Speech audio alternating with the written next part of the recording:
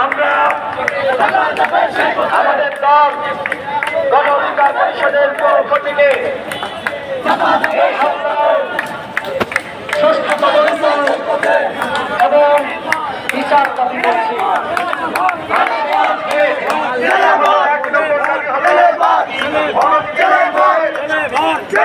অন্তর্বর্তীকালীন সরকার কর্তৃক তদন্ত কমিটি গঠন করতে হবে। তদন্ত কমিটি গঠন না করে তিনি বিচারের আশ্বাস দিলেন, সেই বিচার আমরা বিশ্বাস করি না। প্রধান উপদেষ্টাকে ধন্যবাদ জানাই, তিনি করে খোঁজ দিয়েছেন এবং আশ্বস্ত করেছেন যারা এই ঘটনার সাথে জড়িত তাদের বিরুদ্ধে আইনানুগ ব্যবস্থা গ্রহণ করা হবে। যেহেতু আশ্বাস দিয়েছেন, সেহেতু আজকের মধ্যে তদন্ত কমিটি গঠন করতে হবে। আজকের পরে নয়, আমি স্পষ্টভাবে বলছি, আজকের মধ্যেই তদন্ত কমিটি গঠন করতে হবে।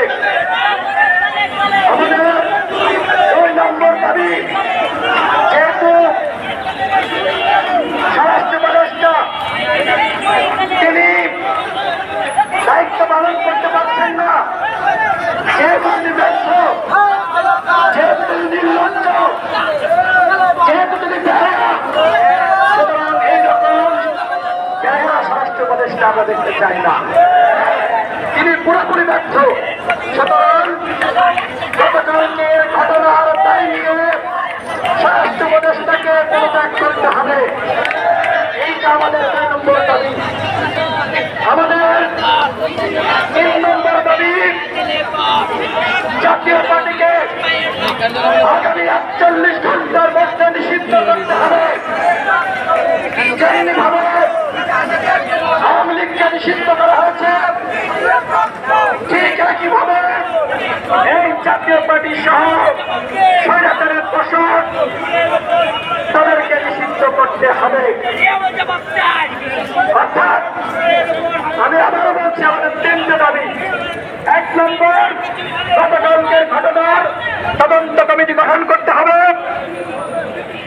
এবং দায় নিয়ে স্বরাষ্ট্র উপদেষ্টার পদত্যাগ করতে হবে। 48 ঘন্টার মধ্যে জাতীয় পার্টিকে নিষিদ্ধ করতে হবে।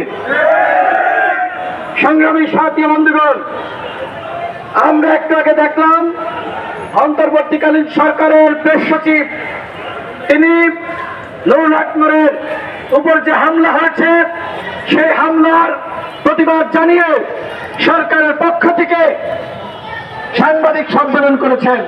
আমরা সরকারকে ধন্যবাদ জানাই যে তারা এই অন্যায়ের প্রতিবাদ করেছেন, কিন্তু শির দ্বারা উঁচু করে সেনাবাহিনীর যারা, পুলিশের যারা আমাদের কার্যালয়ের সামনে এসে আমাদের কার্যালয়ের ভিতরে ঢুকে তছনছ করেছে, তাদেরকে চিহ্নিত করে অবশ্যই শাস্তির আওতায় আনতে হবে।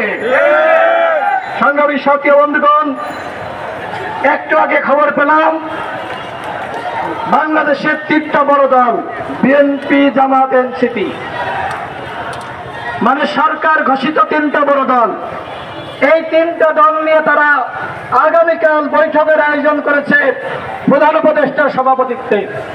গণ অধিকার পরিষদ